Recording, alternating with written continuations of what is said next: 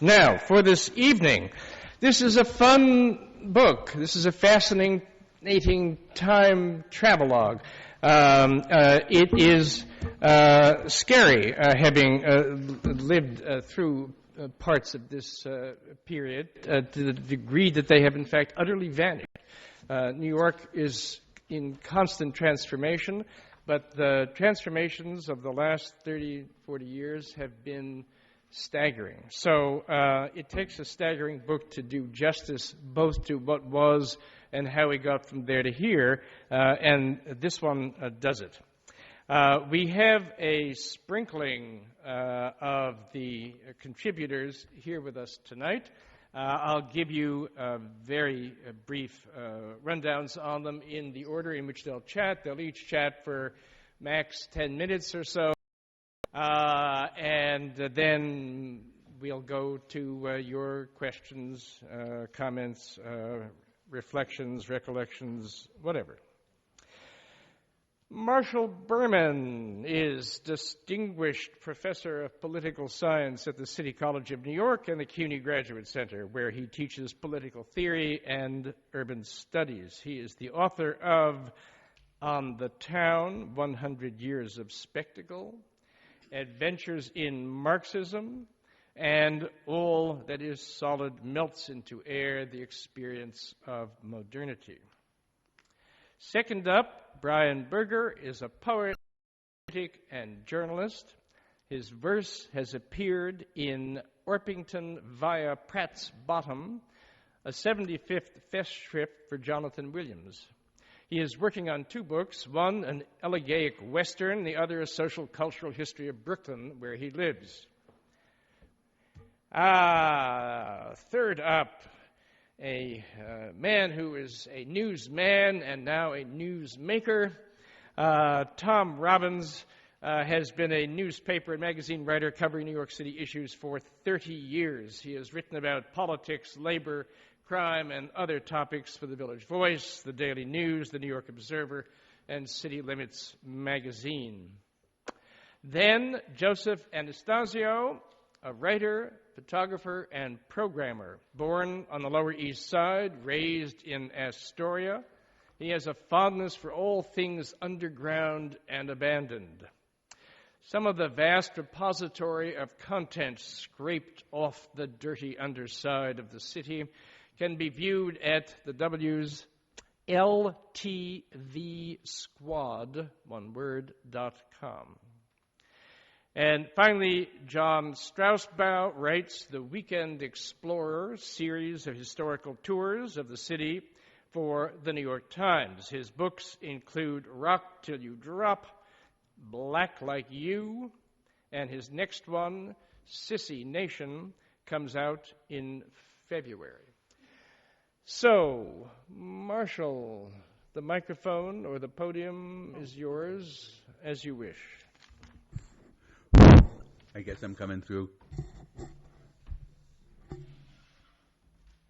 I'm going to read a little bit from my introduction to this book, that because the essay has a kind of overview quality, so it's nice to start with, I hope. And if I put on these glasses, I can see the text, but not the people. Marshall, pull the mic down a little bit lower. How's that? That's better. If anybody can't hear, sort of wave your hands in the air, okay? And shake like you just don't care. Okay. Now, this essay has several epigraphs. One is, spirit is a power only by looking the negative in the face and living with it. Living with it is the magical power that converts the negative into being. That's from Hegel, The Phenomenology of the Spirit, 1807. And I think a lot of the people who are writing for our book do that, convert the negative into being. The second epigraph is from The Clash, London Calling. London is drowning, I live by the river. And the third is from a story by the recently deceased wonderful woman and writer Grace Paley from a story called Somewhere Else. And she says, you know that park, that nice park in the South Bronx? The block is burning down on one side of the street, and the kids are trying to build something on the other. Okay. When I was a child in the Bronx more than half a century ago, New York's publicly owned radio station, WNYC, used to make the announcement every hour on the hour, all through the day and night. This is station WNYC, New York, where 7 million people, at some point in the early 60s it became 8, live in peace and harmony and enjoy the benefits of democracy. I was thrilled by this language. Later on I learned that it was a gift of the New Deal and the Popular Front. When I was in college I read that this language was worn out and exhausted, but it sounded fresh and alive to me. What did these big ideas mean? They meant that New York was full of grand material structures, the harbor, which was still thriving all through my childhood, the Statue of Liberty, great buildings, Times Square, Penn and Grand Central stations, Central Park, the Brooklyn Bridge, and many more. We should learn to love them, but also to understand their human costs. Our family weekends often featured structures. From the deck of a ferry or a skyscraper, we would exclaim, "Wow!" I'm still happy to exclaim it. Then my mother would say something like, "Isn't it beautiful? And don't forget, you can get here on the subway." And my father would say something like, "And don't forget who built this." Who, I would ask. Before long, I caught on and knew the answer. People we never heard of who worked themselves to death. It was only later on I realized they meant people like them who worked themselves to death.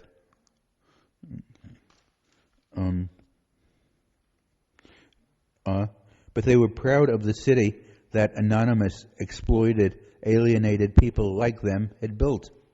The bad deals that they had got in their lives were mitigated by their pride in being part of what they loved to say was the greatest city in the world. The message on the air was a melody they could dance to. The New York they hoped to pass on to us was a real community, a place where the sadness of individual lives, and there was plenty, could be overcome by the glory and harmony of the whole. I left New York at the start of the 1960s to go to graduate school in England. When I left on the SS United States, I could hear the message on the radio until my ship was well out to sea. But when I came back at the end of the 60s to teach at City College, part of the City University, the message was gone. Nobody could remember when it went or why. I wrote to NYC, and its public affairs department said it would get back to me, but it never did. I asked people, and many people told me, "Don't ask." It took me a while to read their melancholy. What they meant was New York, as an idealized, beloved community, was gone with the wind, and nothing could bring it back. I wouldn't accept this. I had come back here for New York's very special form of peace, harmony, and democracy, and I was determined to enjoy them. 40 years later, I'm still determined. But honestly, I had no idea then how far my city of dreams had unraveled and how much more it was still going to come apart. Yet New Yorkers have a wonderful capacity to live through disintegration, to build up even while they're burning down. And in fact, day after day, year after year, all through the latter 20th century, we were bombarded by visions of our city coming apart and falling down. The disintegration of New York became a media cliche, but it was rooted in something real. The terrorist attacks on 9/11 were the climax of a long wave. That's what historians call these things, long waves, that had been breaking and crashing against us for years. A year or so after 9/11, Bruce Springsteen released a beautiful album, The Rising. The album begins with a heart-rending dirge, My City of Ruins. The album says about cities what Springsteen has always said about men and women. The trauma of falling into ruins offers us a post-traumatic chance to rise, to rebuild ourselves in a better way. We didn't ask for the trauma and we don't want it. Yet, if we look in the face and live with it, we can convert the negative into being and become more than we are. Before my story starts, I need to make a point about New York's story. It's a story as rich in ironies as it is in skyscrapers. One of the things that made the late 20th century so bitter here is one of the things that has always made New York so sweet. Its intense and vibrant street life. Our 19th century street system, built for pedestrians to walk around in, and our early 20th century mass transit system, built to move streets full of people en bloc, constitute public space of a breadth and depth undreamt of in the rest of the U.S. and possibly unmatched in the rest of the world. A random walk in the street or ride on the train can give us a splendid view of the abundance, diversity, and color of New York life. All our people's energy and beauty are there to see, hear, and feel in the street. But this means that our strains and rages are out in the street as well. Openness of being is one thing that makes New York a thrill, but openness may lead our tensions and struggles between classes, between races and ethnic groups, between men and women, between generations, to boil over openly in front of everybody. To boil over openly in front of everybody. The New York street strips us naked, sometimes in the midst of people we may not want to be naked with. But it strips them naked too. Okay. Then there's a narrative that I'm not going to go through, but I'll just tell you where one of the first changes that struck me when I came back was the violence. And I talked about that for a while. And I talk about the fires in the Bronx.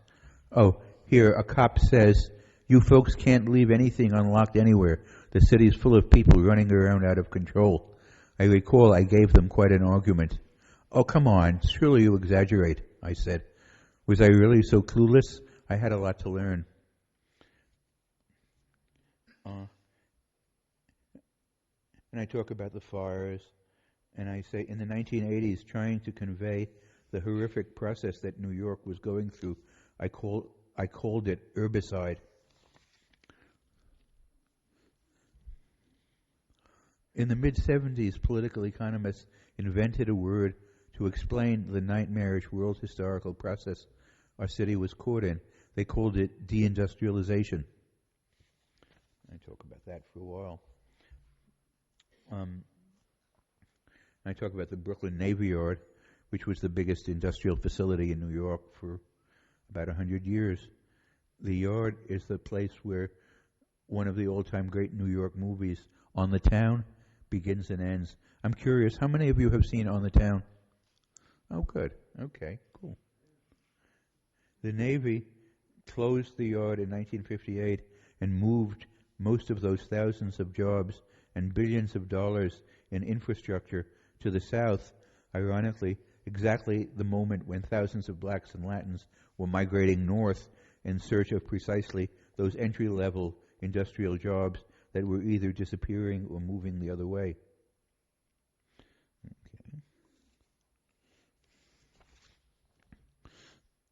Okay. And then I go through this story in various ways. I spent a lot of days walking through the ruins, which, especially in the Bronx, went on for mile after mile.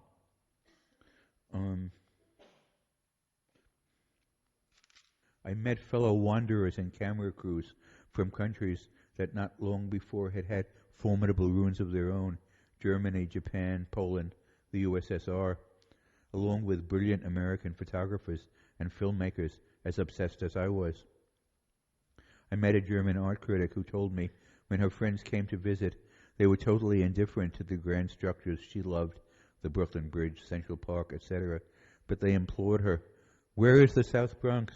I used to imitate German. "Where is the South Bronx? Take me to the burning buildings. I want a lover. I want a lover from the ruins.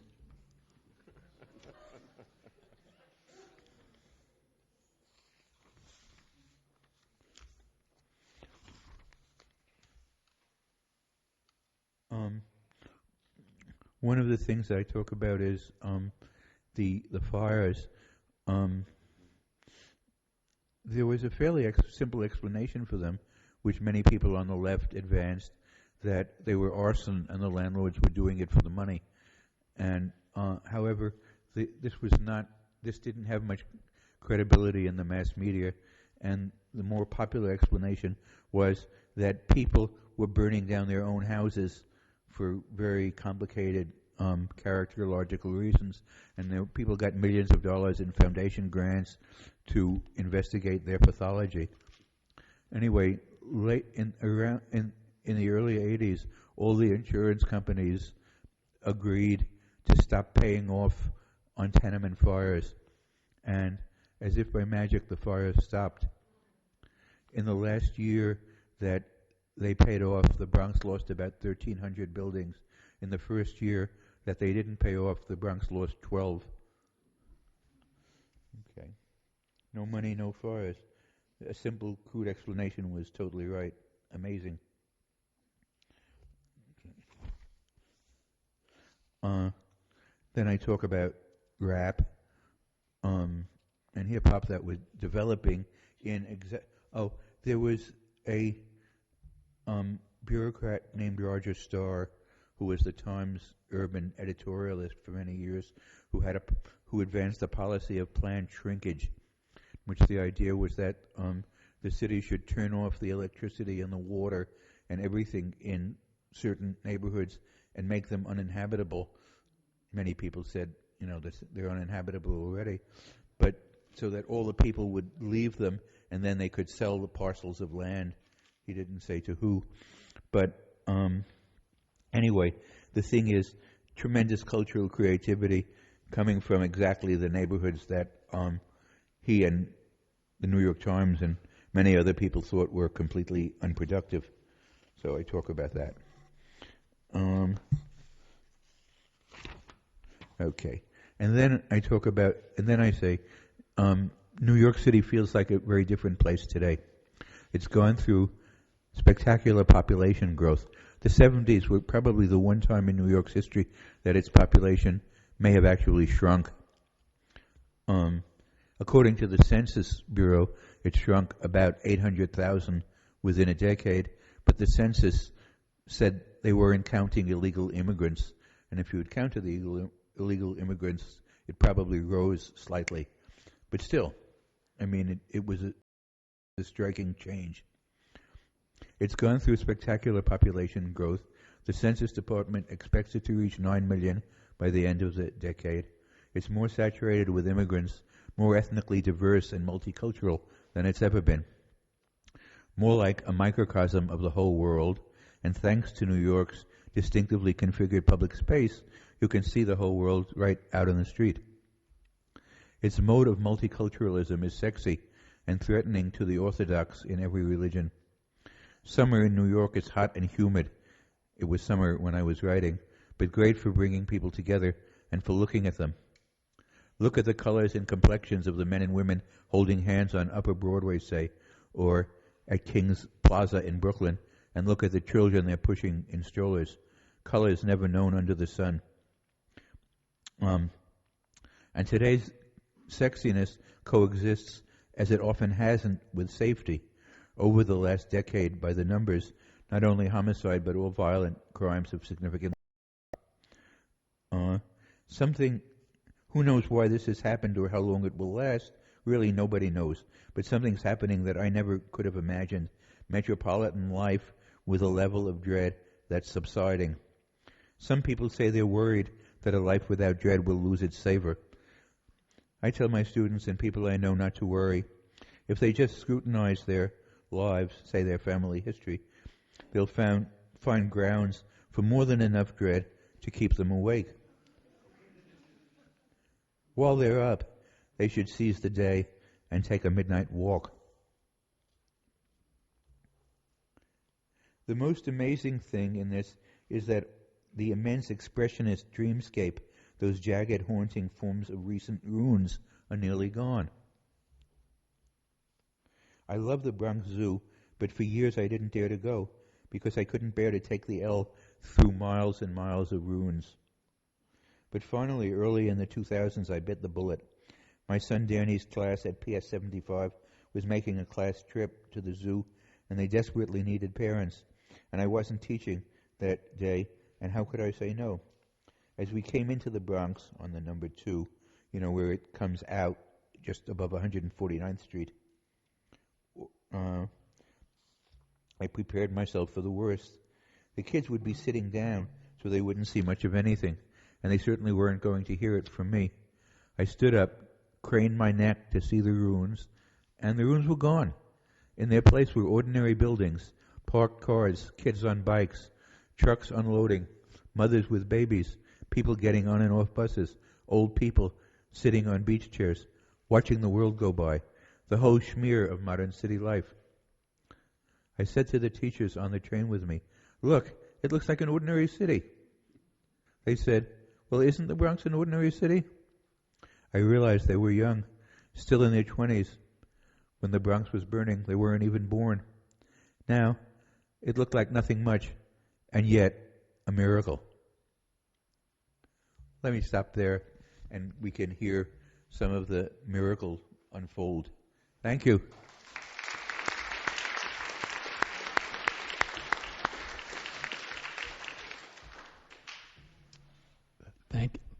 Thank you, Marshall, and thank you, Mike, and the Gotham Center. My name is Brian Berger. I am the co-editor.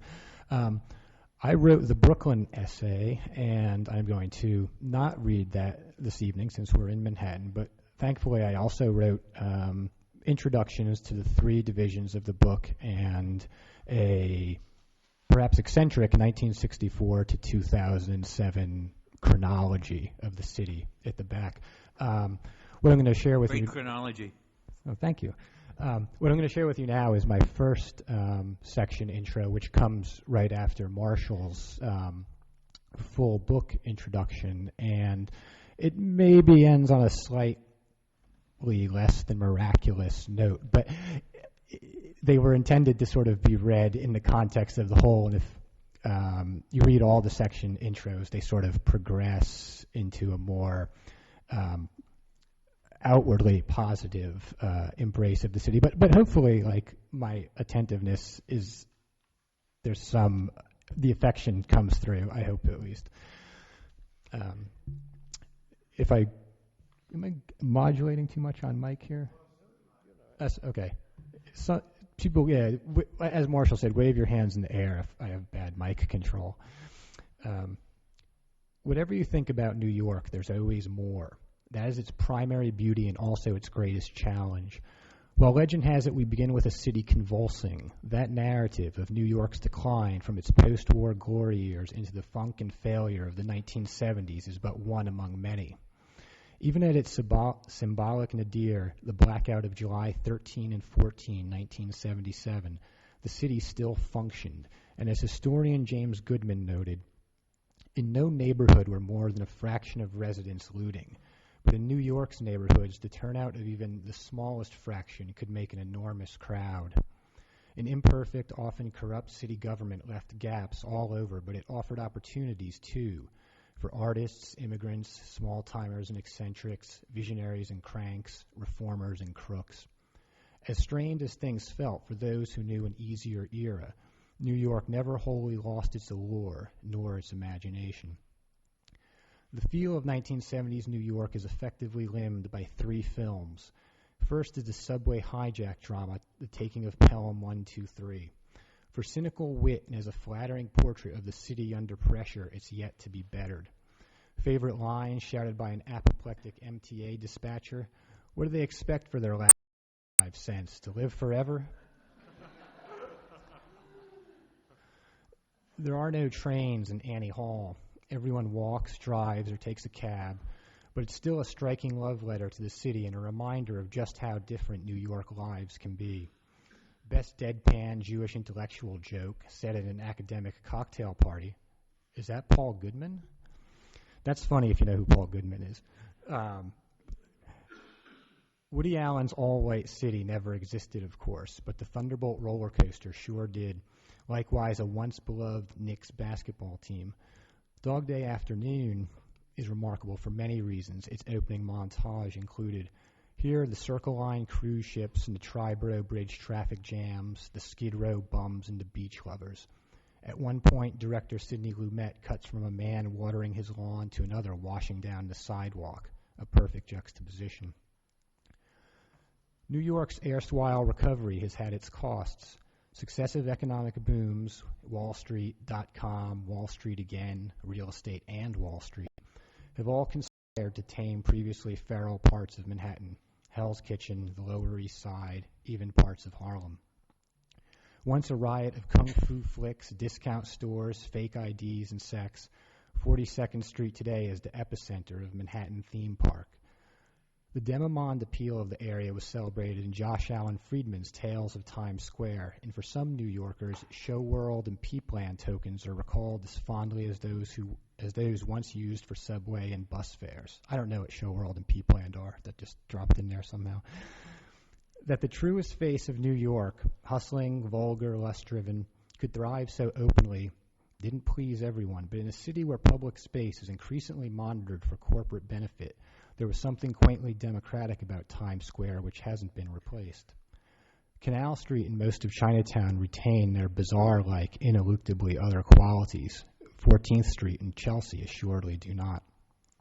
Far uptown, Washington Heights and Inwood feel like old times and include the Spanish tinge that's diminished elsewhere. Even while the redevelopment of Ground Zero languished, the city witnessed a historic construction spree. In Manhattan, new office and residential buildings have risen at a prodigious pace, banks and chain stores even faster. Downtown, radicalism has been usurped by radical upscaling. Should the death of Bohemia there be permanent, at least its tombstones are appropriately jarring. Curved glass at Cooper Square, a blue trapezoid on Norfolk Street, high-end lofts on the Bowery. The meatpacking district is on its last hooves as a place of industry, and the Fulton Fish Market has relocated to Hunts Point after centuries on the East River. Lest there be any confusion, banners affixed to Park Row lampposts adjacent City Hall declare New York the real estate capital of the world. What's lost with such rhetoric is exactly what it touts, New York. The multi-ethnic Bronx terminal market was raised to make way for a big box development called the Gateway Center. If the city seems to be blurring, it's not an illusion. A huge strip mall near Starrett City in Brooklyn has the same name. Likewise, dozens of facilities around the country. Silliest, the Gateway Center of Ames, Iowa, formerly a Holiday Inn. A few blocks north, the Yankees, the wealthiest team in American sports, are building a new stadium on what was parkland, partly at public expense. Coincidentally, nearby Mott Haven is the poorest neighborhood in New York, with 46% of its residents living below the poverty line. Brooklyn has two incipient skylines now, one downtown, the other in Williamsburg. Both are the cause of much furor, and developer Thor Equities wants to build a Vegas-style hotel and indoor mall on the boardwalk at Coney Island. The boardwalk. Many amusements and other small businesses have already been forced to close. In Queens, planners can't decide whether Long Island City is the new Upper East Side or an ersatz Jersey City with greater hip-hop pedigree. Local rap group The Infamous Mob go neighborhood pride further than usual in their song Killa Queens, repping even their zip code, 11101, but don't expect to see that on any banners. Staten Island doesn't make the news much, but it's a remarkable place of widely varying neighborhoods and topography. Here, instead of Manhattanization, the concern is suburban sprawl. Indeed, it's telling that, having blasted landscapes nationwide for the sake of McMansions and golf courses, Pennsylvania-based home builder Toll Brothers has entered the New York City construction market. Why? Luxury condos, of course. And on that exciting, uplifting note, I hand it over to my friend, Tom Robbins.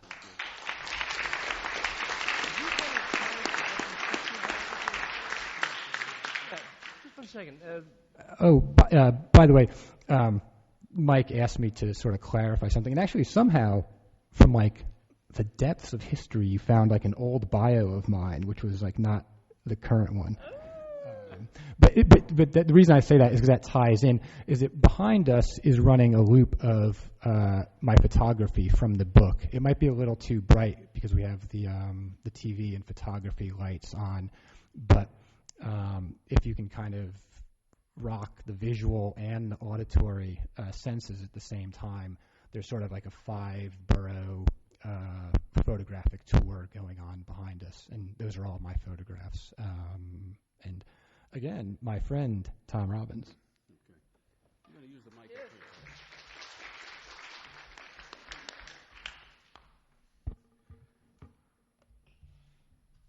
You had a philosopher and you had a poet, and now you're going to get some politics. But don't worry, it's going to go back up after me. I think you'll get some archaeology and some art.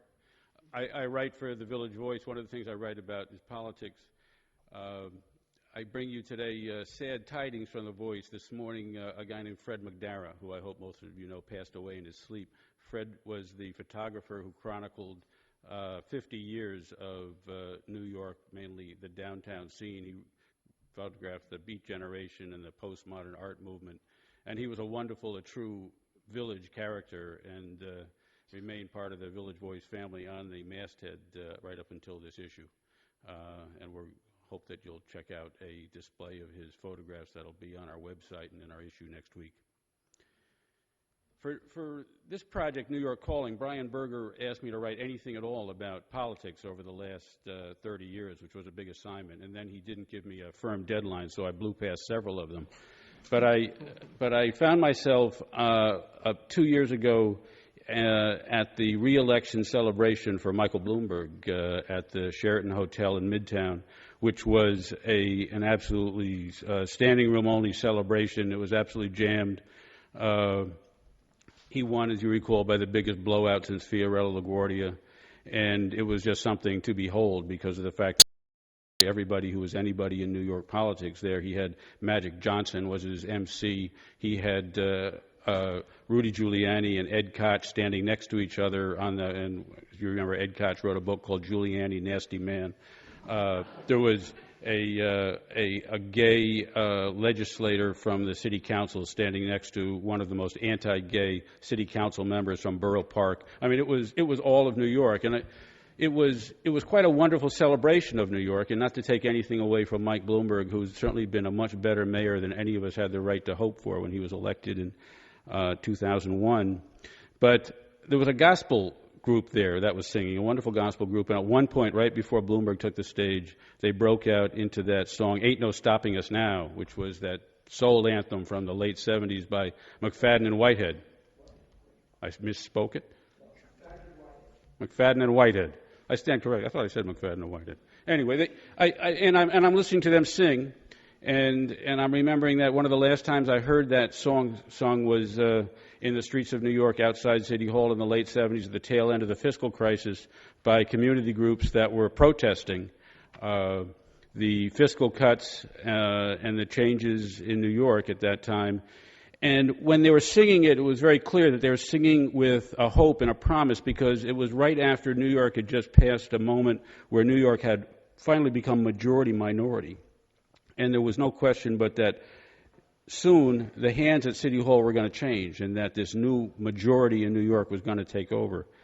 We know that did happen, that there was one mayor who lasted for 4 years, but other than that, it's remained in white hands for good or for ill. But I found myself thinking about Michael Bloomberg's re-election, and I sort of found myself thinking about what happened. And I ended up going back and writing about somebody who is a very different man now than he was in 1977, when he was, I thought, the hope of New York in many ways. His name was Herman Badillo, and so I wrote something about Herman Badillo.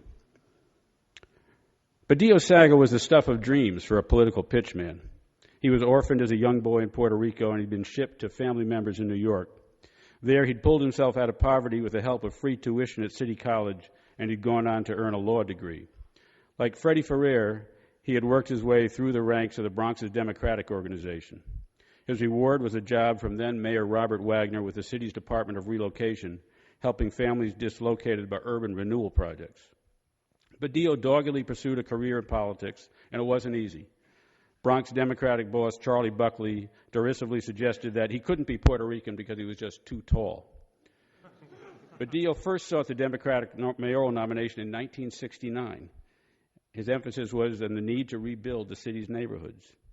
But instead of holding down what should have been the left liberal wing of the party right then, that was in a city inflamed with anti-Vietnam War passion, he found himself upstaged by novelist Norman Mailer's futile bid. 4 years later, Badillo ran again. At that time, he forced City Comptroller Abe Beame into a runoff, but he lost. But when Beame's City Hall foundered amid an increasingly desperate fiscal crisis, Badillo tried again in 1977. Aside from Beame, who was a pure product of the Brooklyn clubhouse and retained the backing of the city's still powerful Democratic political machinery, the race for the nomination included many of the party's brightest stars. There was Bella Abzug, the feisty congresswoman who was known for her fierce anti-war stands and pro-feminist positions. There was Mario Cuomo, that eloquent state official from middle-class Queens who had the blessings of his patron, then Governor Hugh Carey. And then there was also Percy Sutton, then the borough president of Manhattan, an elegant African-American who had fashioned alliances with many of the city's power elite. But even with the wealth of talent in that contest, Herman Badillo stood out.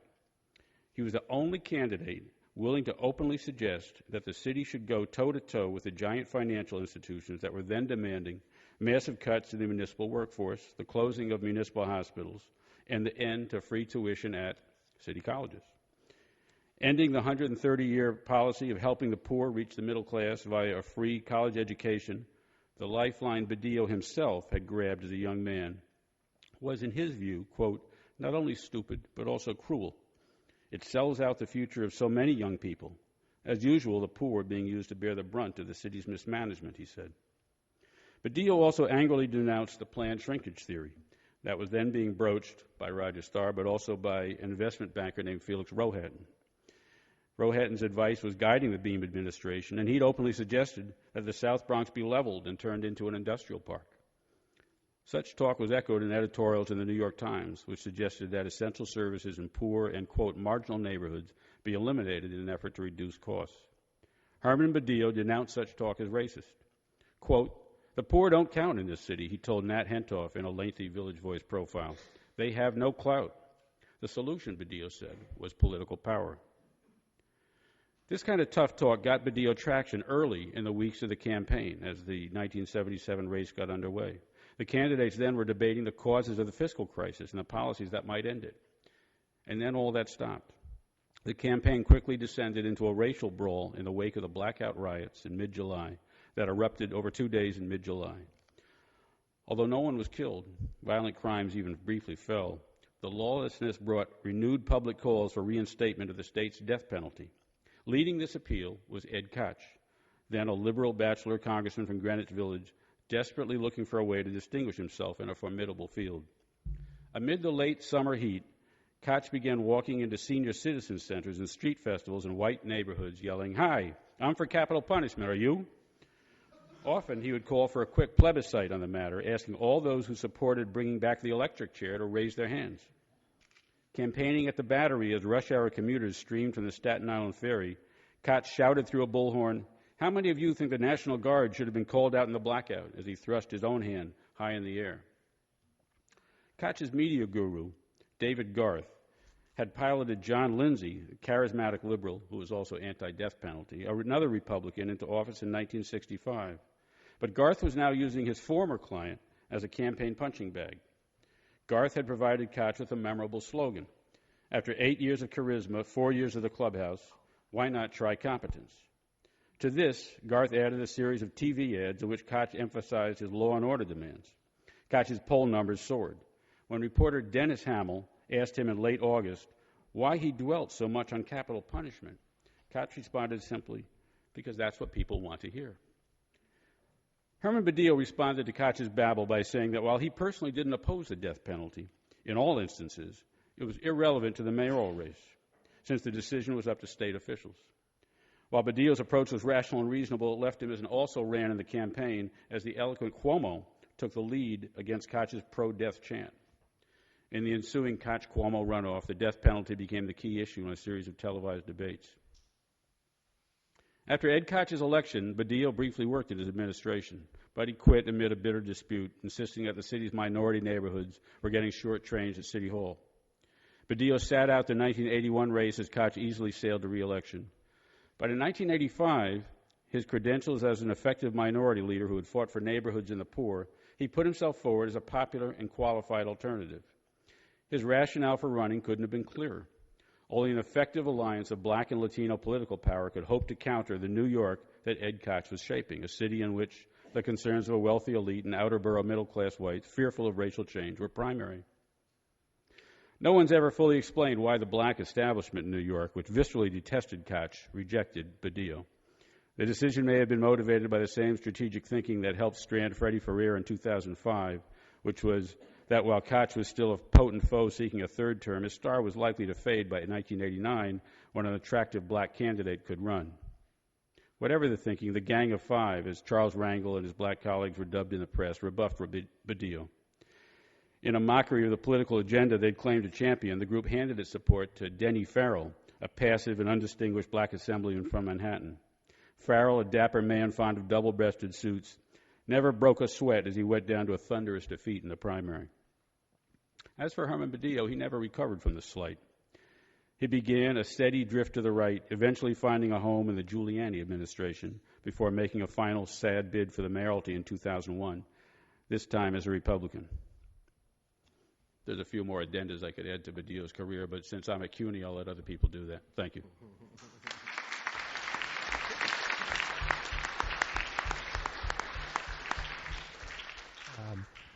Next, I'd like to introduce Joe Anastasio. One of the sort of guiding principles of the book was that it would be all city, and that New York City was, you open up the map, and there it is, from the top of the Bronx to the southernmost tip of Staten Island to the eastern parts of Queens. And for about 2.5 years, I spent every spare moment zigzagging by every means of transportation all over New York, taking pictures and taking notes. And I started noticing early on the areas where there was a lot of graffiti. And then what you notice is, like, you could be in Mott Haven and you could be in Canarsie or you could be in Woodside. And some of the graffiti is really similar. I wasn't learned in graffiti. It was not something I was into as a kid.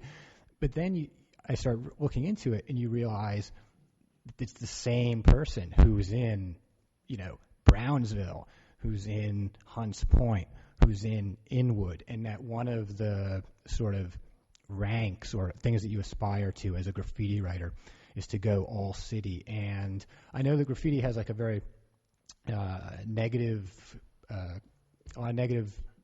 feelings associated with it in the public. But if you ever want to know someone, if you want to talk to someone who really knows the city and knows its infrastructure in a physical sense, you have to find a graffiti writer. And Joe, as a young man, was a graffiti writer, but fortunately he has a website that's also dedicated to urban exploration of abandoned structures and subway lines, which also coincidentally happen to be the places that graffiti writers are attracted to. In any case, I discovered Joe, and I thought that his voice was an important one to bring to the book. And on that, Joseph Anastasio. What's the website called? Joe chronicles various things at ltvsquad.com. Thank you. Yeah.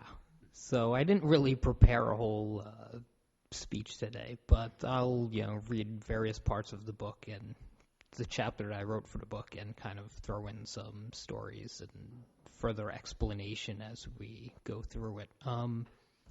What I wrote was basically about being born in the early 70s, growing up in New York City, and being a graffiti artist in that time. Because at the time, if you were growing up in the city and, you're a male growing up in the city, if you don't have a graffiti tag, you were like the uncool kid on the block. That's just the way it was. So I go through kind of explaining, starting living that way and, progressing to a nice, normal, working average Joe that I am today. Or at least I attempt to be. So I start out that I basically I formatted the chapter in my commute to work every morning, and it kind of progresses through time as well. And just being that I live in Queens, over in Astoria, I get on at Ditmars, I go all the way down to like South Ferry to get off and go to work at a lovely financial publishing company. Very boring stuff unless you're an accountant. But yeah, I'll start out at Ditmars and we'll kind of follow my commute down, progressing through time.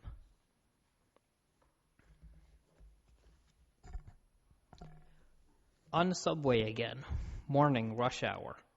I get on every day at Ditmars in Queens. The clean silver train is always there waiting to go.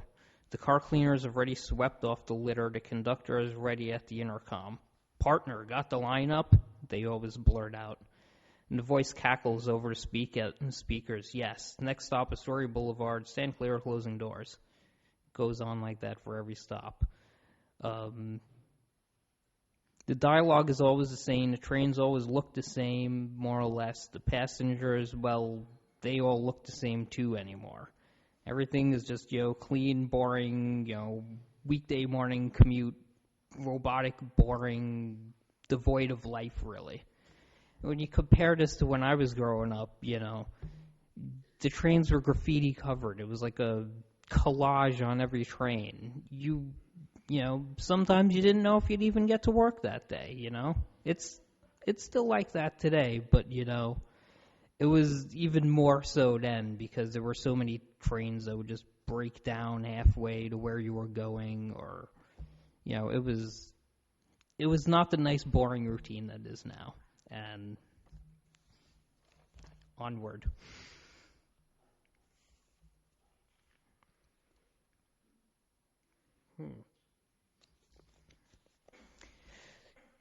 I'll start out at 30th Avenue, a few stops down the line, because each chapter is kind of framed in each stop as I go along. 30th Avenue. I remember tagging up 30th Avenue Station. I was young and brash, and more importantly, I was free. I could stay out late, no questions asked. My tyranny responsibility was to be irresponsible. I could get my hands on paint at any time, and I could get away with being a graffiti writer now. I went for mine. And everybody in my neighborhood seemed to be writing. Everybody in the city my age seemed to be tagging up somewhere or something. And that was just that's the impression I have. I don't know if it was quite like that, but onward. This is a pretty funny one. Broadway. I remember 1991 when all neighborhood graffiti writers hung out at the corner just outside the Broadway station.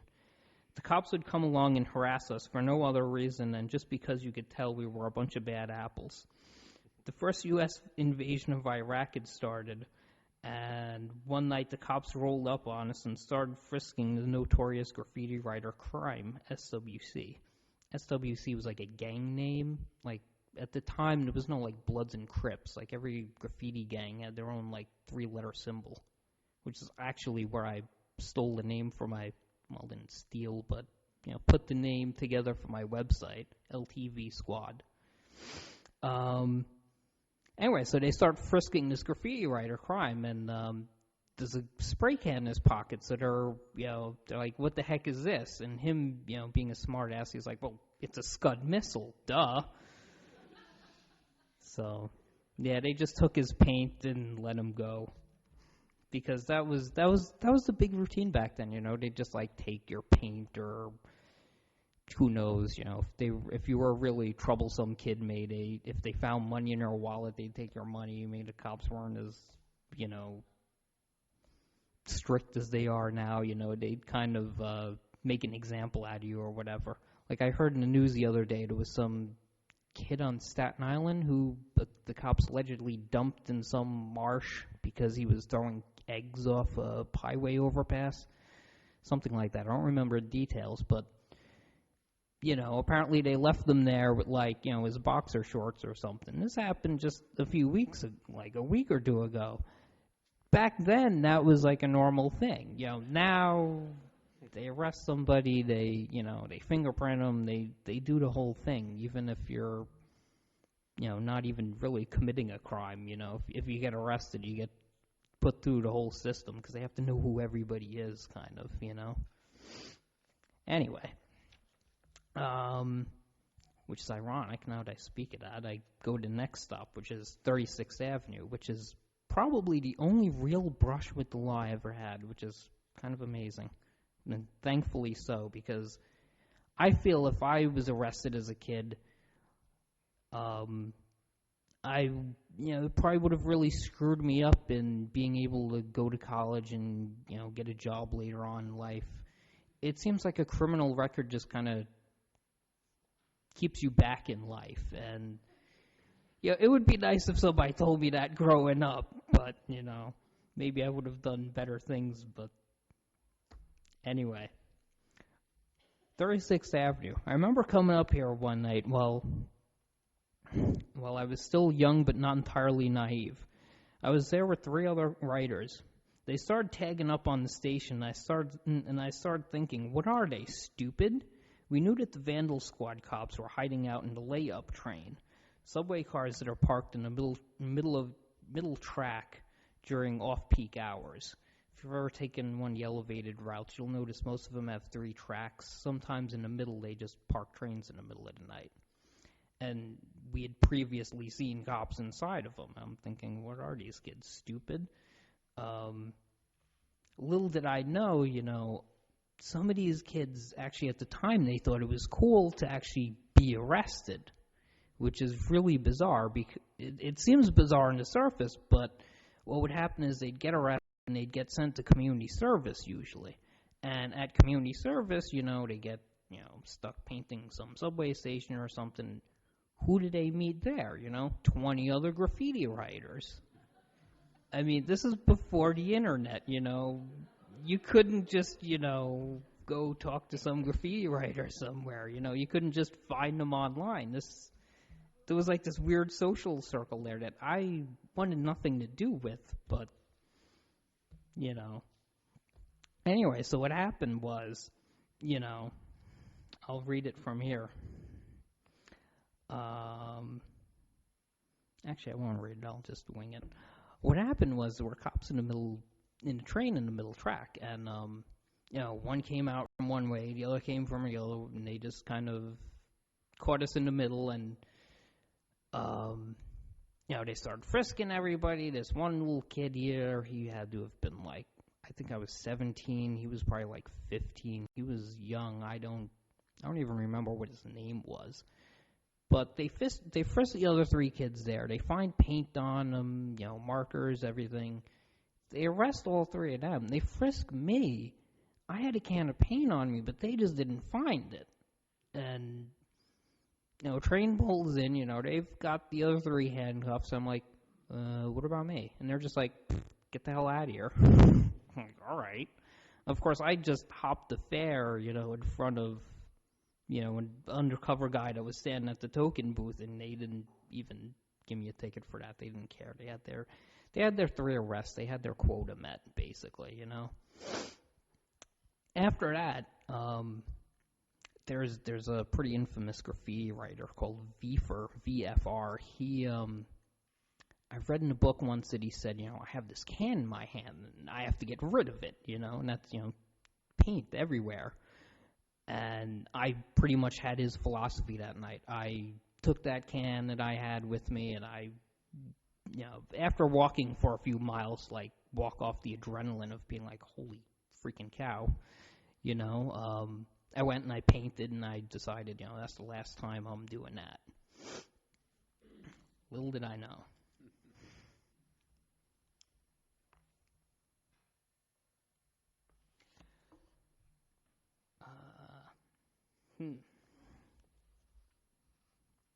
I'll skip down to Queens Plaza.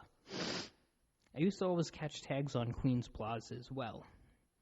One night I was tagging with my boy, and these 2 guys came up to us. The universal tagger greeting being, yo, you guys write, as in write graffiti. It was these 2 kids, one named Seuss and the other named Spook. Spook was a little bit younger. I think Spook was like 16. Seuss was probably like 19.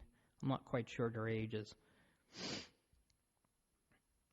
Yeah, Seuss was coming out, tagging up all over the city, a lot of the subway tunnels. He was all over the place, and Spook was kind of like his protege. One night, though, they were out tagging up, and Spook accidentally grabbed he was climbing around somewhere in a tunnel, and he grabbed a power line, and he spent a few weeks in the hospital in a coma before he died. A few years later, I found out Seuss, he was stabbed to death one night. Just randomly, somebody, this was probably like early 90s, so it was still like the crack years. It was still a very violent time. Something happened where, like, he was just, I think it was around Union Square, he was at some bar, or some guy looked at him funny, he was like, what? And the guy just took a knife out and stabbed him right in the chest, and that was the end of him. And that was the unfortunate reality of growing up in the city at the time was, there were so many people, killed, just victims of crimes or victims of their own, not too smart ways. But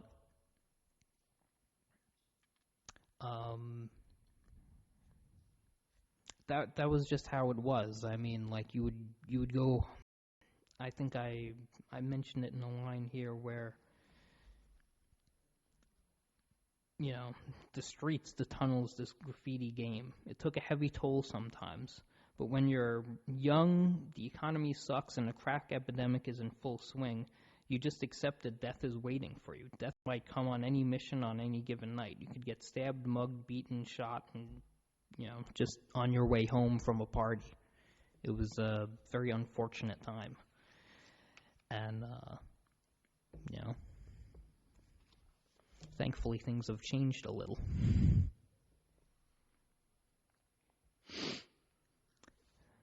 Where do I want to go from here?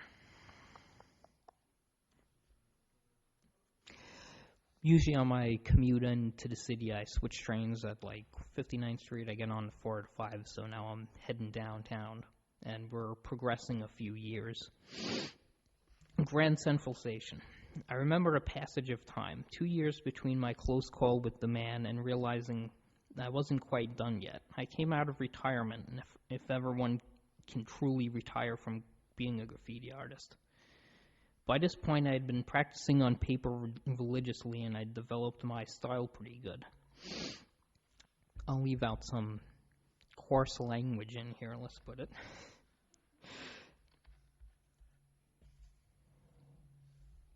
Anyway, I wouldn't do it alone. I was talking with this girl in college, and, we were bent on adventure, and I suggested we go out tagging up because, you're in the city. Why not have an adventure every night while you can? She started tagging up as well. We started wandering around town, tagging up wherever we could. The tag names we used weren't important.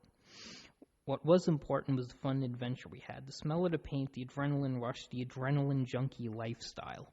There's a certain addiction to being a graffiti artist. You get addicted to the rush.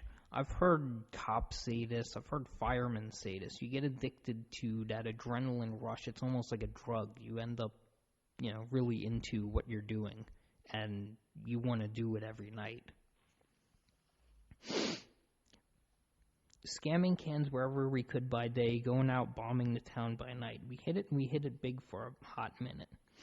And then when word was getting around that the man was eyeing us, trying to figure out who we are and what we were up to, we quit it. We emptied our last plans on a Hellgate kitchen wall and, never really told anybody what we were tagging up, what we were doing. And that was pretty much when I stopped tagging up. That was the end of the show for me. It was mid-90s. And from there, I've known graffiti artists who say, they still tag up because they want to, bring property values down because rents are so high. They want to, deface the neighborhood a little. That was the best one I've heard in a while. I know other people who just do it because they're artists. They actually make a living now doing murals and, and they get paid, and their artwork is in museums or advertisements. It's really, in my opinion, it became an avenue for a lot of these kids growing up where they were in this poor, desperate town. There weren't really a lot of opportunities growing up, and they somehow latched on to this art form and, took it and went as far as they could with it. And some of them have done pretty damn well for themselves, while others got caught up in bad things. Some of them died along the way, but that was pretty much the nature of growing up in New York during the years that are covered in this book, at least for me.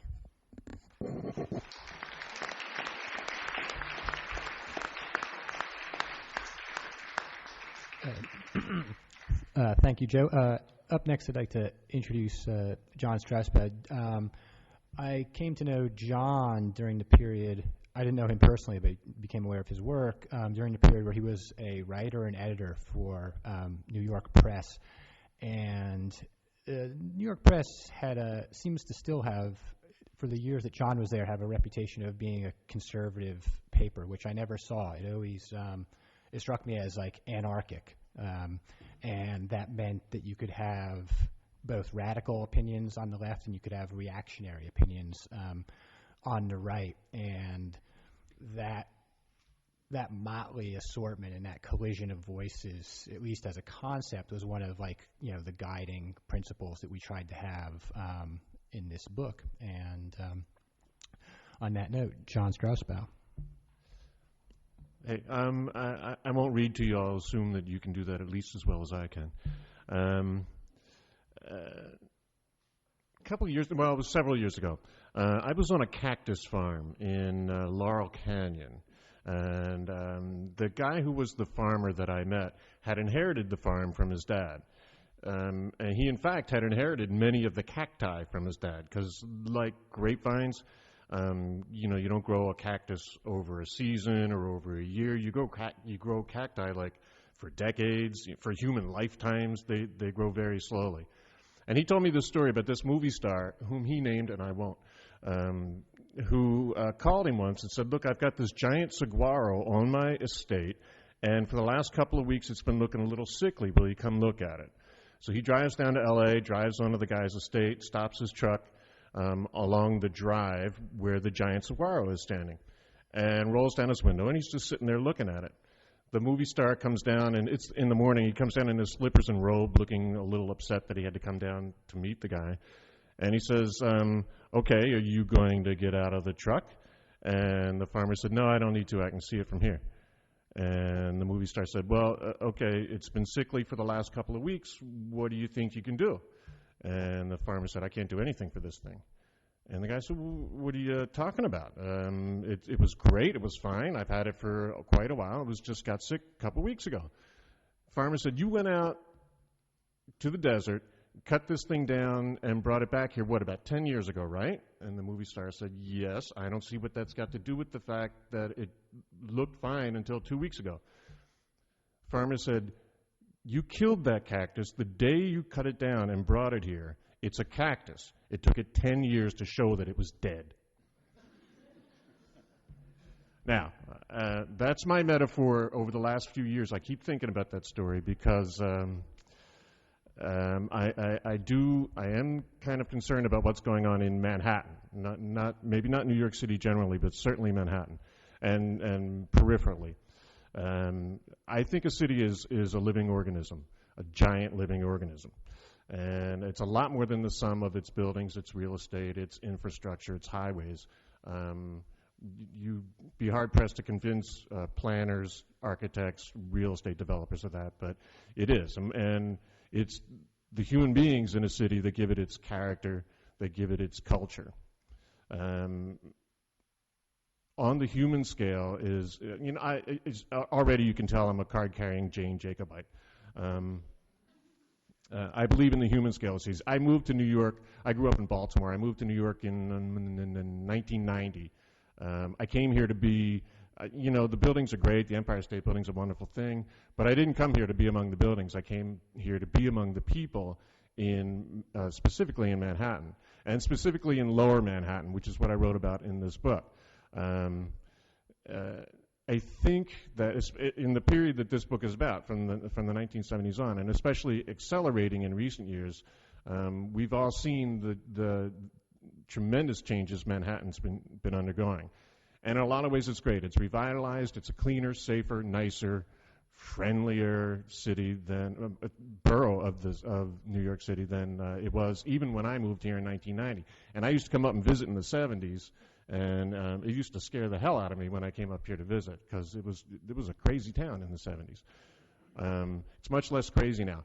But in our time here, just over the last several years, what we have seen happening, I think, is the end of what was an amazing and long period where Manhattan, and specifically Lower Manhattan, was a tremendous engine of cultural productivity and cultural activity.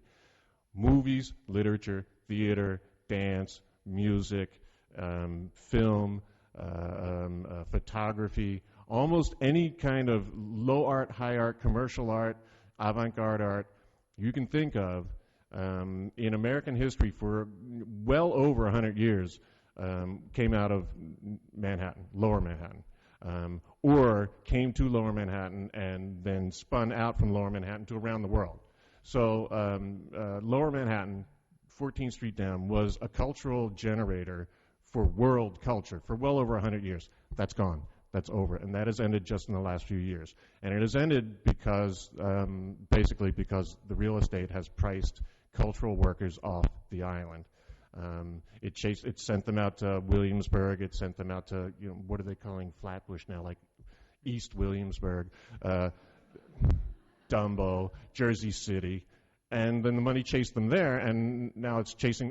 When an artist can't even afford to live in Jersey City anymore, I think that we can say that the city as a cultural engine has been killed by what's going on.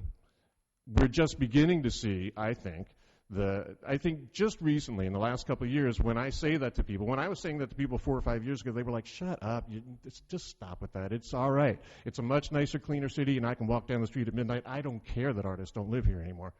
And that's a valid thing. That's a valid thing to say back to me.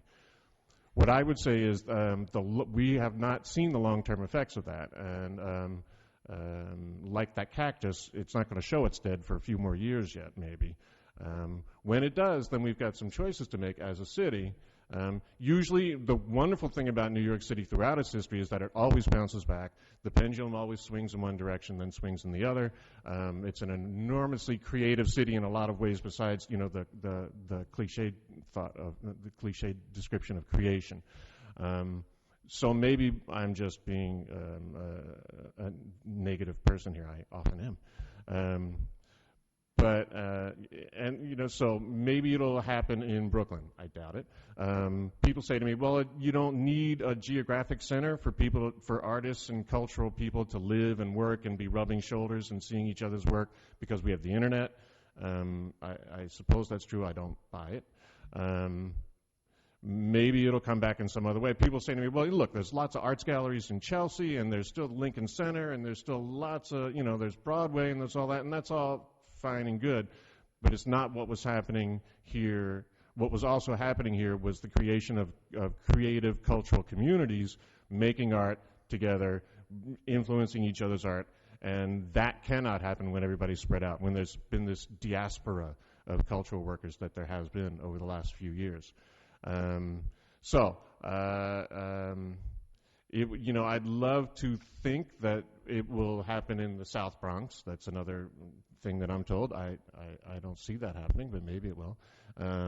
I do know, there are lots of arty types moving to Philadelphia. Maybe it'll be Philadelphia instead. Maybe New York's time is just over for that. It's hard to believe. It was inconceivable for a very long time that you would come to a Manhattan that was only a Manhattan of people of money, and only a business Manhattan. It was always a moneyed and business city, but part of what made Manhattan unique in the whole world and what made Manhattan Manhattan was the mix, the human mix, the mix of people. I'm concerned that what's going on now is a kind of benign ethnic cleansing of the borough of Manhattan, and that mix is going to be gone for a long time. And on that very dread note, I'm going to just stop.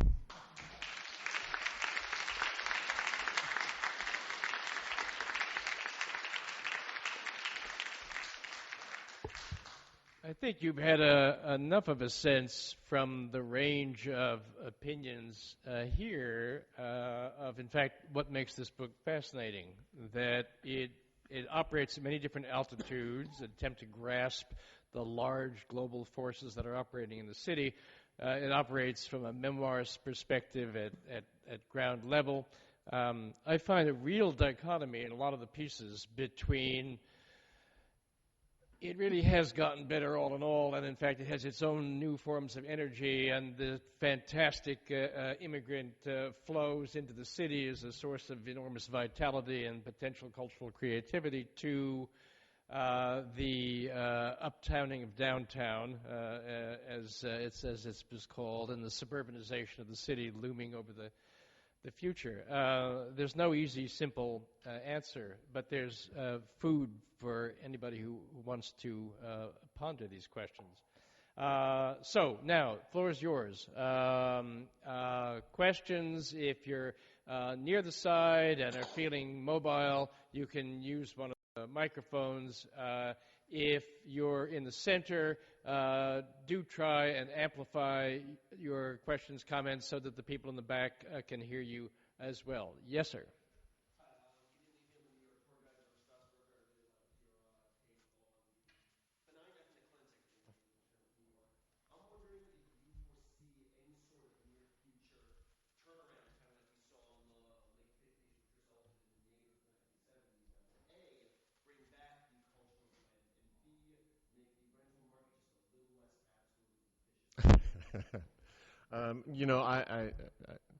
I can't predict, obviously. I don't know any of us can. The market right now is supposedly softening up, but if you look over the long haul, the last over hundreds of years, New York does that thing of cycling up and down and cycling through various changes. It's a cliche, but the one constant about New York City is change.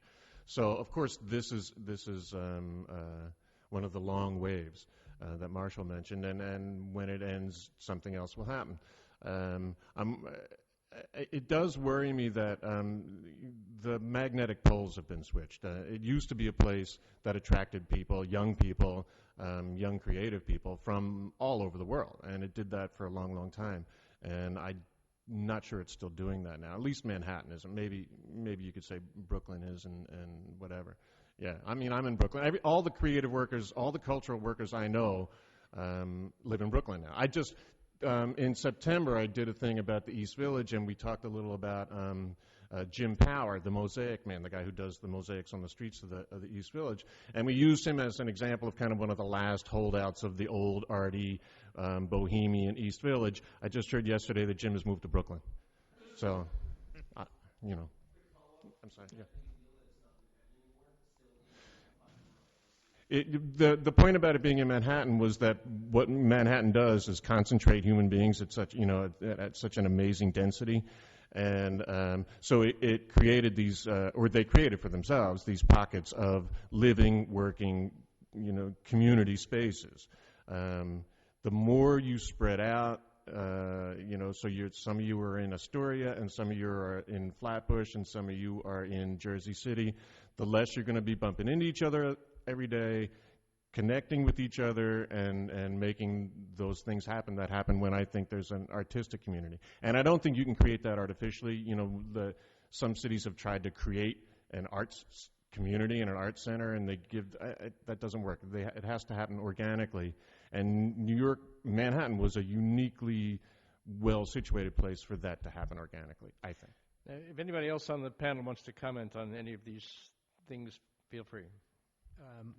John and I, in our private correspondence, have talked about all of these issues, and I think his point about that density and nexus of what the Lower East Side represented, yeah, you have like, great creative people in Red Hook and Bushwick and Bed-Stuy. Try getting from Red Hook to Bushwick on a Saturday night. Yeah, oh no, totally. And it's actually, right, created this whole new subculture of really like aggressive city bicyclists from the fixed gear people on up. So, I'll be like in, Bed-Stuy late at night, and there's like, people, white people that you would never have seen, zipping on their way to Bushwick or back to, Gowanus or wherever. I think there's a tremendous liveliness in a great many neighborhoods in Brooklyn and Queens and now even the Bronx that there wasn't when I was growing up. And I think also one thing that maybe needs to be emphasized a little bit, given the ethnic makeup of the panel up here, is I know like in Washington Heights and Inwood, there's like a pretty bustling like Latino arts scene, and a lot of it is only Spanish language, and it's probably more happening like in the Bronx, but just from the things like that I've looked at, there's definitely things to investigate up there if you have the language skills. And you can get there on the subway. Yes.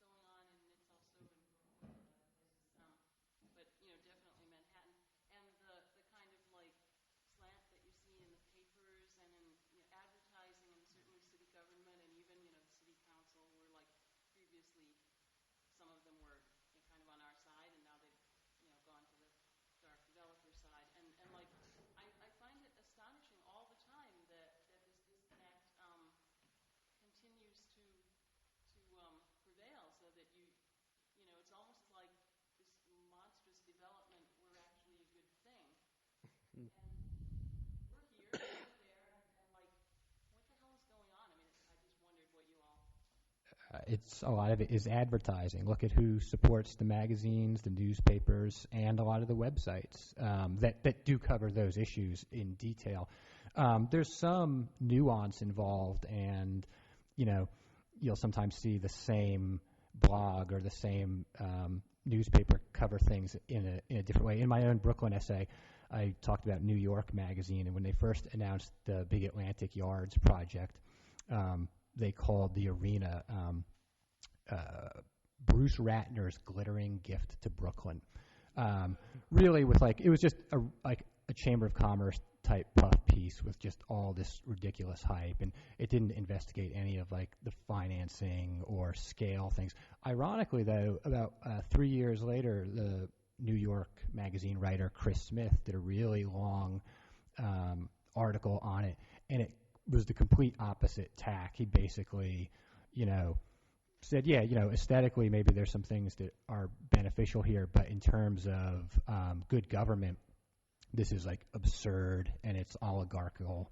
And you sort of see that happening, but I mean, the Times will hype something, relentlessly for 6 months, and then, they'll sneak in a little article about infant mortality rates in Bushwick or the pollution or something.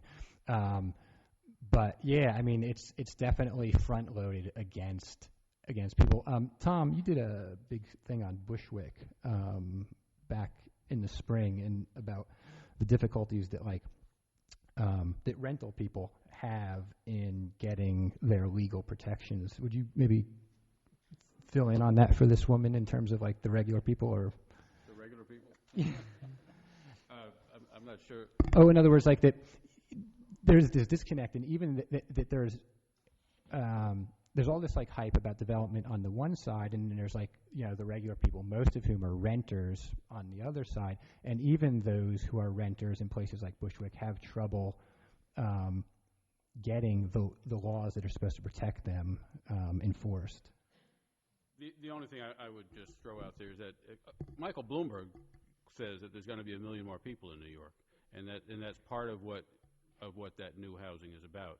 And as upsetting as something like Atlantic Yards is, there's definitely a division in Brooklyn as to people who believe that because a big chunk of it is supposed to be affordable, doesn't end up benefiting the city in the long run. I just throw that out that it's a debate worth having as to like what kind of city we're going to be. Many of the new projects that are rising up and down on the East River in Williamsburg, because of legislation of the City Council, they're going to have a somewhat affordable component. I'm not trying to make an argument in behalf of that. I'm simply saying that's part of the change that New York is going through. The story that Brian's referencing, I did this project with a class at Hunter College this past spring where we canvassed Bushwick basically to see whether or not the city was paying attention to the most fundamental issue, which was simply maintaining rent-stabilized affordable housing. And we ended up doing a series of articles, which was kind of like a Worst Landlords of Bushwick. And it became real clear, as it is in many neighborhoods, but in a neighborhood there which is going through so much real estate pressure now that private real estate has heard the dinner bell ring, and they're answering, and they're doing what they always do, which is simply to try to make a turnover in multifamily properties as they can, and forcing people out. And the city government, hamstrung as it usually is simply unequal to the task. It's an unequal fight, and that's what that story was about. But I would just go back to some of the themes I was trying to write about in the piece about political change in New York. I think that the next election is going to be interesting to see whether or not these kinds of concerns that you're raising here really can find a political voice in the next election. But let me just follow up on that. The sense that I got from your piece, which is it is a lot about Badillo, but it does carry the story on down till now, and the sense that you get is that there's been a collapse of political opposition. I mean, is that really what you're getting at? I mean, you say it'll be interesting, but I mean, do you really think it's going to be interesting, or is it going to be another hopeful supermarket billionaire stepping in to run the city efficiently and apolitically?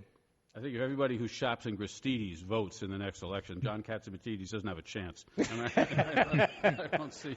I don't see him winning. But hope springs eternal. I mean, you know, one of the remarkable things to me is how many terrific minority leaders New York has created, very few of whom decided to go into politics. You know, I'm not sure that we're looking at the best possible crowd for the 2009 citywide elections, but there's still, to me, hope that there can be people who step forward who begin to enunciate the kind of concerns that I think are universally shared by people across the racial spectrum in the city. Yes, sir.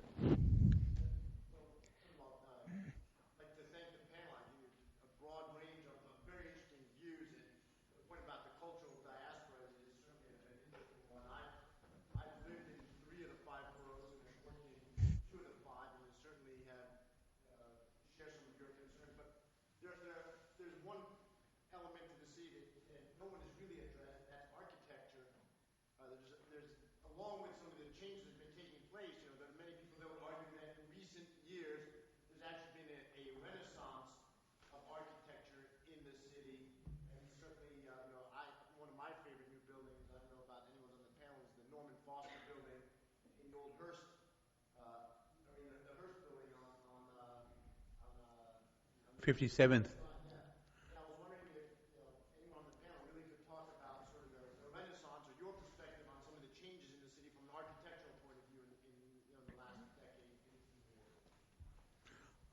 I think there have been some wonderful buildings in the city, and I'm glad of that.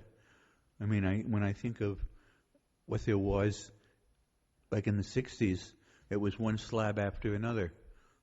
And some of the great architects, you know, people who are really world class, were willing to put their names on, you know, a bunch of really horrible buildings. Philip Johnson is one of them. But for instance, it's very interesting. The destruction of Penn Station paved the way for the Landmarks Commission, and it was the first landmarks preservation commission in America, and the first abridgment of absolute property rights. And one of the plans one of the first things they did was to prohibit a plan that was about to go forward that would have obliterated Grand Central Station and put up a 110-foot slab. And the designer of that slab would have been Marcel Breuer, who was a really great designer. And it's shocking. I mean, and Mies and Gropius and, really fabulous people were doing horrible and evil buildings. I mean, there were some exceptions to that. I think the Seagram building on Park Avenue and 53rd is a wonderful building. I think Lever House was pretty good. But there was incredible devolution. And I think some of the new buildings in New York are very interesting now. I think the one you mentioned on 57th, there's a curved building along the West Side Highway by Frank Gehry. What is it, about 20th Street? That I think is terrific. I think, there are a number of relatively small buildings that, I think the curved building on Cooper Square I think is really good.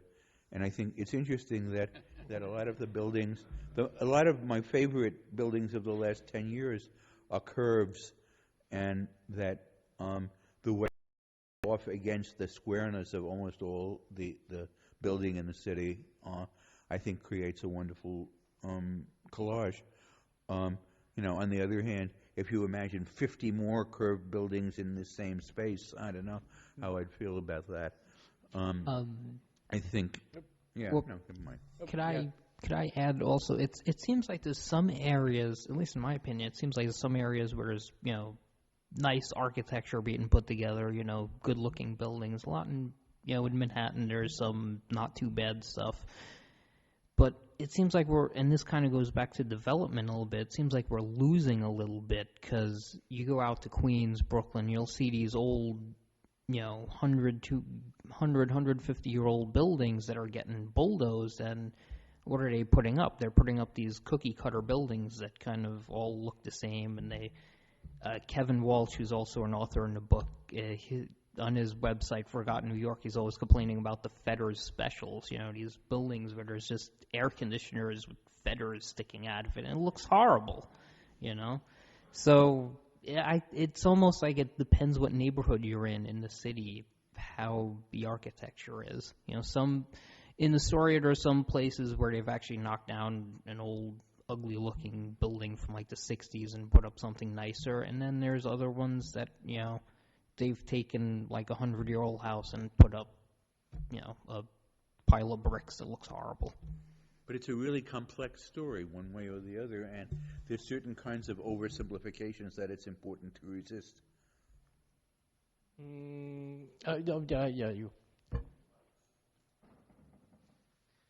have a comment first and then a question. I have to admit that I'm pleasantly surprised with this panel. I initially expected, this being a university campus, there'd be a kind of orgy of voices pining away for the discredited ideas and bankrupt policies of the Lindsay administration or the passivity of the Dinkins administration. But this panel, for all intents and purposes, sounds like 3 cheers for the Giuliani administration.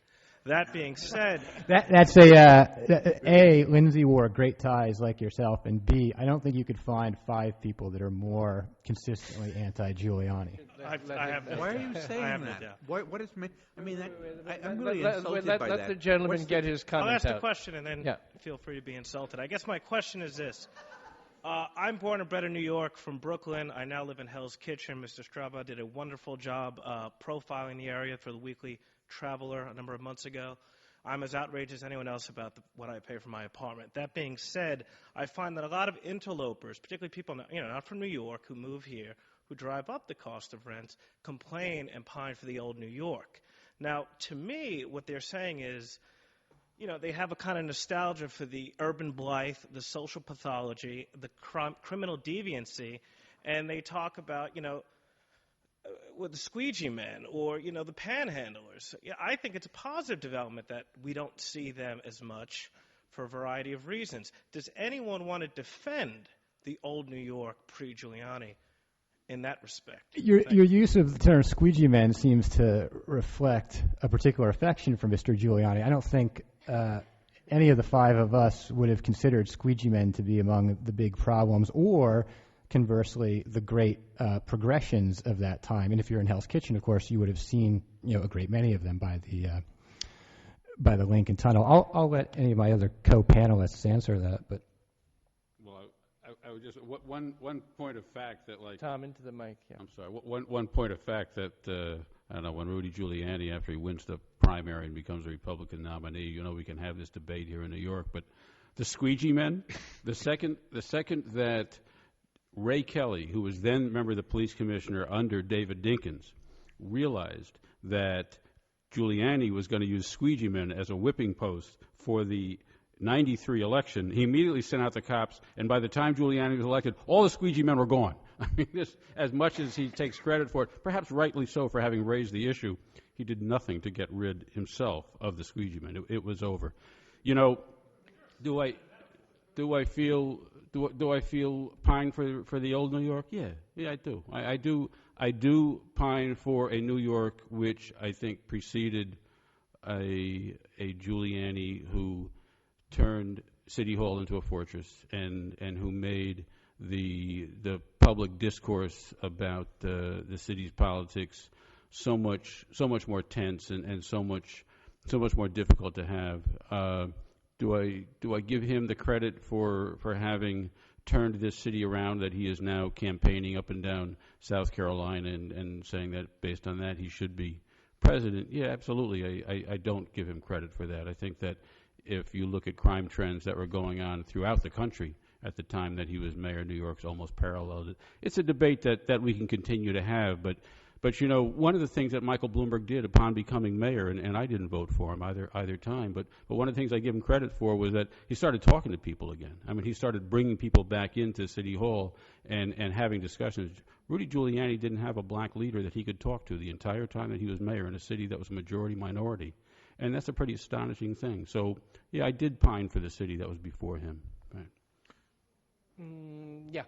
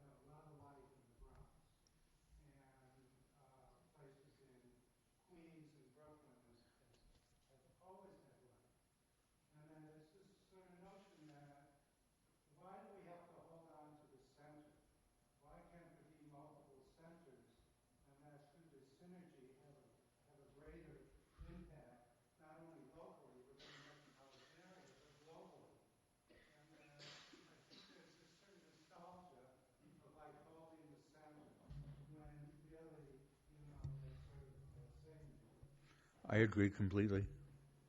I think you're absolutely right.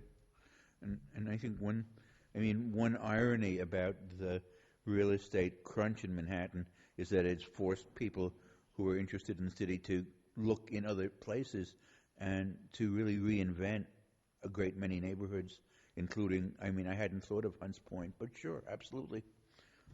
And we should be able to appreciate that.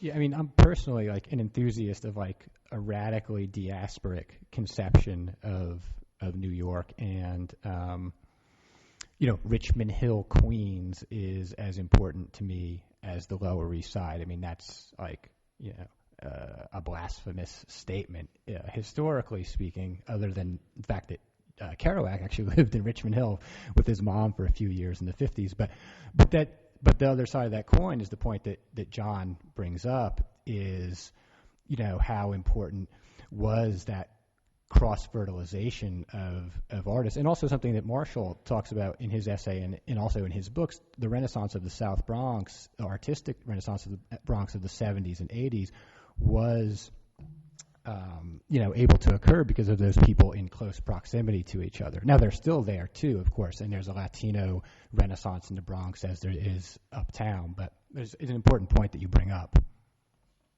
Yeah, back there.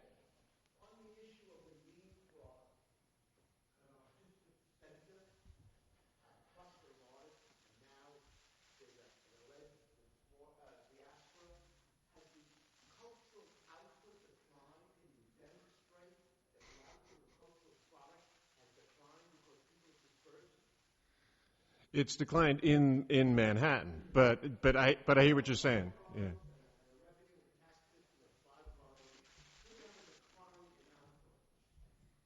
I don't think you can say that we have yet.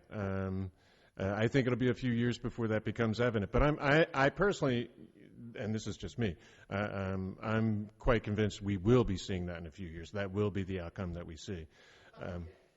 No, I don't think anybody's measured it yet. They have measured it, only in the sense that there's the Richard Florida types who have measured that the output in Manhattan has gone down. But I don't think anybody's done the 5 boroughs.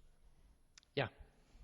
Just maybe a quick prophecy. We're talking about the pendulum swinging either ways, and eventually maybe New York is going to start to downslide again. My prediction will be global warming is going to make all of those black number of Williamsburg unlivable. And between the 50s and the 70s, then you had the Great White Flight. Maybe whenever that happens, it'll be like the Great Rich Ditch. Leave because they can't live in their glass condos anymore because they don't exist anymore. And then maybe that'll be the next one. Just a prophecy. It'll all be underwater. Well, yeah, I spend a lot of time in Far Rockaway, and if that does happen, it's not only going to be the very rich people, it's going to be like these middle-class people who are buying these condos on the peninsula, about 20 yards from the ocean. Yeah. What is the ideal New York? I'm listening to the whole thing. I have a book on the suburbanization of New York, and it's sort of like a competitor to your book. What is the ideal? E.B. White's New York of 1948, 1954, okay, 1950s, the early 60s, the late 60s, and then we go into the 70s and the 80s, and a little bit of the Davies administration, the Giuliani, the Post, and the corporatization of the Bloomberg administration. And I see, even though New York City is very safe and a little friendlier, it just doesn't have the fun like it had in my days. I'm 56 years old, and I remember New York through those eras. And New York was a very, very cool city because it represented everybody, every educational level, every social economic level, and it was a cool, fun place. Now I find it, as this young man said over here, bland and very boring. Very vertical body. You go on the subway. Years ago when I went on the subway, the cars were a lot of fun. There was people. It was street theater. You could take a nice, beautiful, sexy Midwestern girl and bring it to New York, just like in Chorus Line, and she's going to be impressed with it. And now she's going to see that it's very crowded. And now Mr. Bloomberg wants to have 1 million people there. Where's she going to put them? And where's she going to put them? In the Rockaways? How are you going to get the Rockaways here? There's no place to put them. The city's all built up. Well, maybe I'd just toss in one thing on the cultural production issue. First of all, I don't know how really you measure something like that. But beyond that, there's 2 different kinds of cultures. One, we're talking about artistic, conventionally understood output. But what's happening in New York now, conceivably, and again, we don't know this either, is a collision of cultures from around the planet. The number of interactions that are, Joe Salvo, who's the demographer of the city, prepared a wonderful chart for me of every single census district. This was in Brooklyn I was doing a talk on. And he measured and he assigned colors in different ways. 1, big groups, so black, white, Asian, and Hispanic. Then he said, well, let's push it. Let's look at census tracts where there is no one dominant group, but there's 2. So then he did colors for, Hispanic and Asian, black and white, and so forth. And he said, well, let's push it, and let's look at tracts where they've got 3. And he continued like this. And he found when you looked at the color map, all of those colors, and he explained the dynamics that were under work at this moment, they are just staggering. Mexicans pouring into Sunset Park, jostling up against Puerto Ricans and Dominicans who are cheek by jowl with Chinese on the heights of Sunset Park, who are now moving south, only to find their way kind of blocked by the Orthodox Jews in Borough Park who aren't going anywhere. So they've jumped over Borough Park into North Bensonhurst, which used to be, yes, solidly Italian and all that, but no longer. In fact, they are very largely Hispanic. And so the Chinese are kind of moving south, only to be blocked by the movement up from Coney Island, Brighton Beach, of the Russians. So we have a Russian-Chinese border through the middle of Bensonhurst. Over on the Ocean Parkway corridor, he's got the Syrian Jewish community, which is expanding westward and bumping up against the Bangladeshi, which is now in the top 10 of new immigrants, and Pakistani Muslim community. And there. Also, he looked at tracts that had like 9 or more operations. And there used to be, in the 70s, maybe about 40 of these. Now there's 250.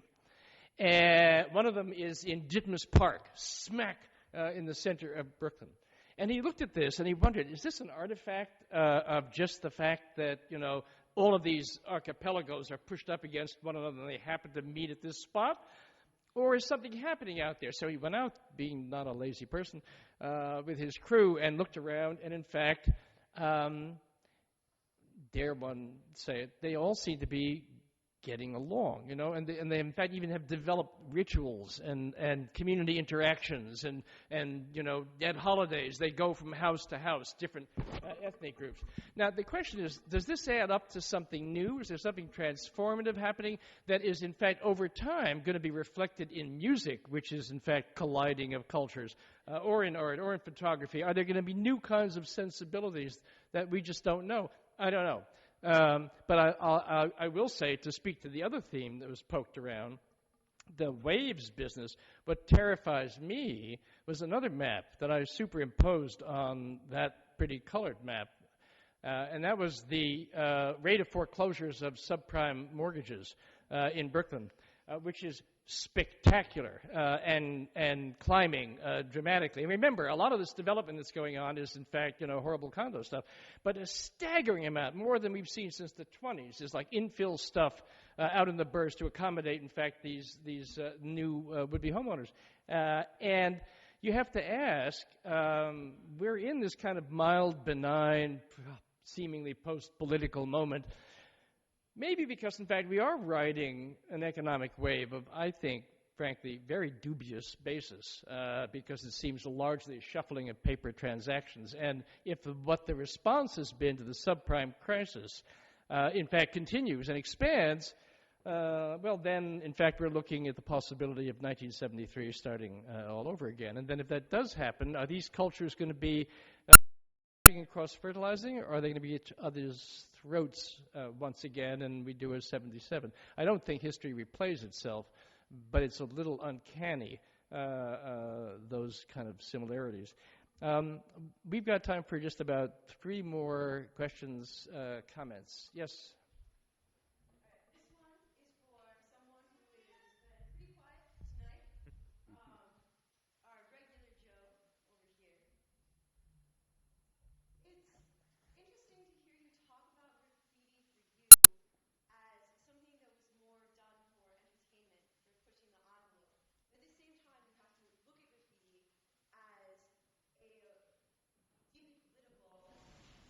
Art form. You sum that up very well at the end of your little speech, saying that it has become whitewashed. The city itself become whitewashed without graffiti. And I was just wondering, oh God, why do I have to But you got a lot of stuff out there on the table. You want to respond? Yeah, as this man was saying, it seems like the city it's lost its fun edge, and they keep, it seems like the cleaner it is, the less edgy people are. It's like, you go on a train today, you don't see any homeless people. You walk around the streets, you don't really see any graffiti unless it's a really bad area. And, there was a certain unpredictability about it. And now there's just kind of this whitewash, everything's clean, everything's normal, and it's boring, kind of. I'd like to compliment, though, in two ways. And one is, if we get on the 7 train and get off at Flushing, there's nothing boring at all about that. It's just extremely different cultures than what we knew before. And I know Joe knows this because we've been out together. But if we take the train out to New Lots and start walking around there to Brownsville in East New York, there's plenty of graffiti and there's plenty of everything that we were worried about in the 70s, and also what Mike mentioned, these areas in the Bronx and in Brooklyn where they built a lot of cheap condos, cheap by meaning, I think, construction, but also lower priced than what's really talked about a lot in this dialogue about the upscaling of New York. You're getting all of these elements at once, so it's still, and as Marshall points out in his essay, if you look, there's plenty to worry about now.